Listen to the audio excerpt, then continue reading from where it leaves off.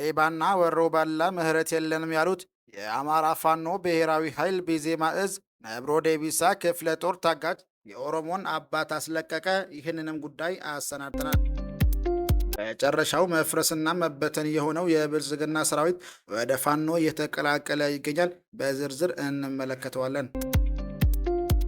በጋምቤላ ክልል ከሰሞኑ ማንነት ተኮርና ለይቶ የተፈጸመ ባለ ጥቃት የሰላማዊ ዜጎች ሕይወት እያለፈ መሆኑ ተሰማ።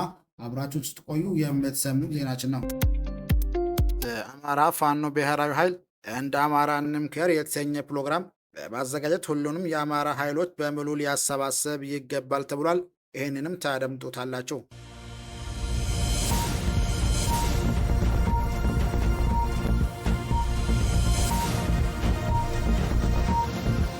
በጋምቤላ ክልል ማንነት ተኮር ጥቃት ተባብሶ ቀጥሏል። በጋምቤላ ክልል ከሰሞኑ ማንነትን ተኮርና ለይቶ የተፈጸመ ባለ ጥቃት የሰላማዊ ዜጎች ሕይወት እያለፈ መሆኑ ተሰማ።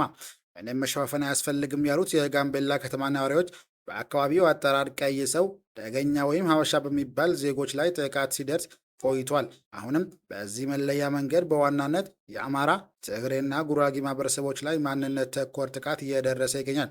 መሸፋፈን መፍትሄ ስለማይሆን ድርጊቱ ይፋ ሆኖ በሀገር አቀፍ ደረጃ ታውቆ መፍትሄ ሊበጅ ይገባል። በዚህ ክልል ከሀበሻ ይልቅ የሱዳን ዜጎች ይበልጥ በዋስትና ይኖራሉ ሲል ጠቁሟል። በሰሞኑ ጥቃትና ግድያ ለወረዳው ለማሳወቅ የሄዱ በቁጥር 5 የሚሆኑ ሰዎች ከህዳር 7 2018 ዓ.ም ጀምሮ ታስረው ይገኛሉ። ይህ ተግባር ጸረ ሀበሻ ጥላቻና መግደል በክልሉ ኃይል የሚመራ በመሆኑ ፍንጭ ሰጭ ሆኗል።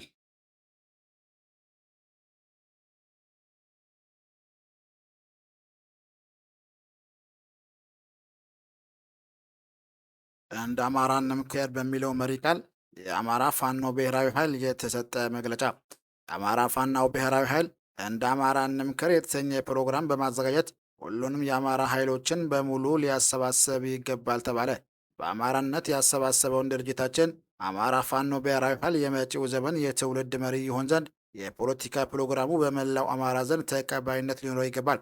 አንድ አማራ ለሁሉም አማራ፣ ሁሉም አማራ ለአንድ አማራ በሚል ዕጣ ፈንታችን የሚወስን የአማራ ጉባኤ መዘጋጀት አለበት። የህዝባችን ዕጣ ፈንታ የሚወስነው ኃይል በእኩል ተሳትፎና በሀሳብ የበላይነት እንዲሁም በቀጣይ የአማራ መንገድ ፍኖተ ካርታ በሰራዊታችን በህዝባችንና በትግላችን ደጋፊዎች አማካኝነት በማዕከላዊነት እሳቤ የምንተማመንበት የፖለቲካ ፕሮግራም ሊኖረን ይገባል።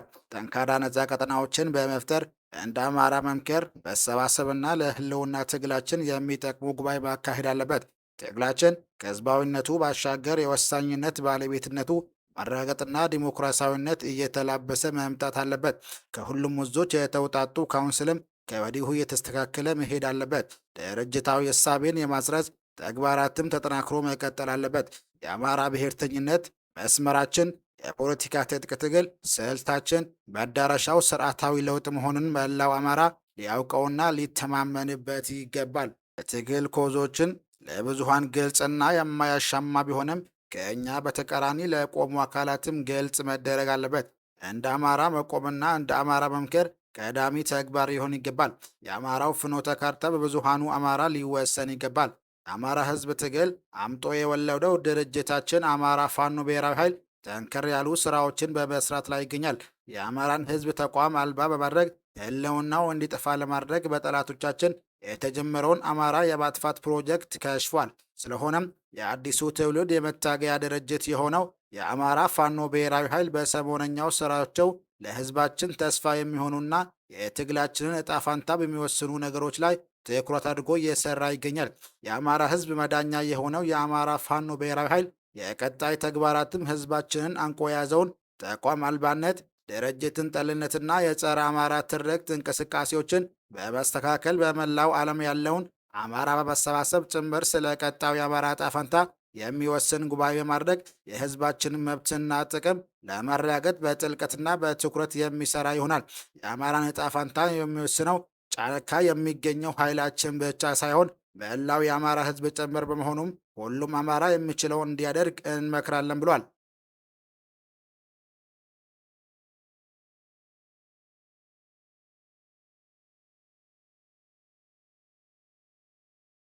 በህዳር 8 2018 ዓ.ም 8 የአገዛዙ ሰራዊቶች ቴዎድሮስ እዝ 206ኛ ኮርን ተቀላቀሉ።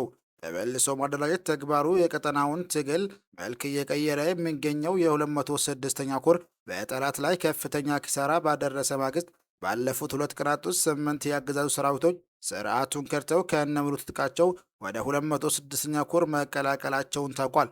ከደብረ ማርቆስ፣ ቁይ፣ ደብረ ኤልያስ በመውጣት የኮሩን ጠንካራ ክፍለ ጦሮችን የተቀላቀሉ ሲሆን ንጉሥ ተክለ ሃይማኖት ሻለቃ፣ ደባ ሾቄ ሻለቃ፣ ቀስተ ደመና ሻለቃና ጁበላ ሙተራ የአረመኔውን ሰራዊት አባላት ተቀብለዋል።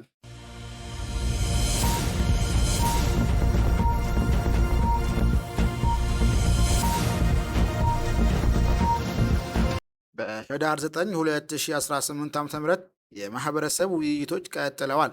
በ201ኛ ኮር 54ኛው ክፍለ ጦር ጊዜያዊ መንግስታዊ አስተዳደር አመራሮችና የኮር አመራሮች በጋራ በመገኘት ከአስተዳደሩ ቀበሌ ህዝብ ጋር በወቅታዊ ጉዳዮችና አሁን ላይ ድርጅታችን ትግሉ ያለበትን ሁኔታ በማስረዳት የበፊት አሰራሮችን በመገምገም በቀጣይ በህዝብና በፋኖ መዋቅር መካከል ያለውን አደረጃጀቶች በመለየት ማህበረሰቡ ራሱን ችሎ በመረጠው አገልግሎት እንዲያገኝ መዋቅሮችን በመዘርጋት በቀጣይ መሰረት ያለባቸውን ጉዳይ በጋራ በመማከር የስራ ስምሪት ተልዕኮ በመስጠት የመግባባት ስራ ተሰርተዋል።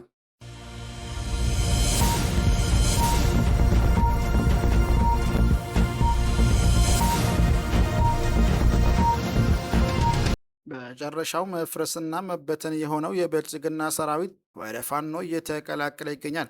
በአሸዋ መሰረት ላይ ተመስርቶ በየቀኑ እየፈረሰ የሚገኘው የብልጽግናው ሰራዊት የፋሺዝሙን የብልጽግና ስርዓት የጥፋት ዓላማ በመረዳት በቡድንና በተናጠል በመሆን ከነሙሉ ትጥቁ ወደ ፋኖ በመቀላቀል ራሱን ለሰይጣናዊ የአብይ ስርዓት የደም ግብር ከመሆን እየታደገ ይገኛል። በዛሬው ዕለትም 2 የመከላከያ ተብዬው አባላትና አንድ የአድማ ብተና አባል ደብረ ኤልያስ ከተማ ንጹሐንን እያሰቃየ ከሚገኘው አረመኔ ስብስብ በመክዳት የ206ኛ ኮር 14ኛው ክፍለ ጦርን ከነሙሉ ትጥቃቸው ተቀላቅሏል።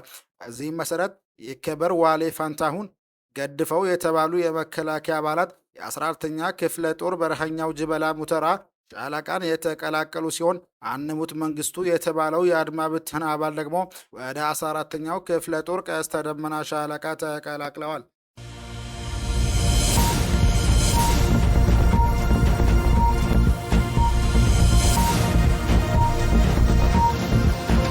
የአማራ ፋኖ ብሔራዊ ኃይል ቢዜማ እዝ ነብሮ ዴቢስ ክፍለ ጦር ታጋች የኦሮሞን አባት አስለቀቀ።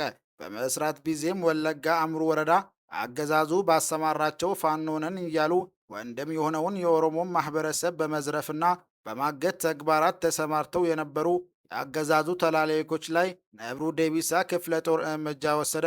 የኦሮሞ ማህበረሰብ በፋኖ ላይ ጥላቻ እንዲያሳድርና ከአማራ ማህበረሰብ ጋር ግጭት እንዲፈጥር የሚል ተልዕኮ በአገዛዙ ተሰጥቷቸው አንድ ታዋቂ የኦሮሞን አባት ያፍናሉ።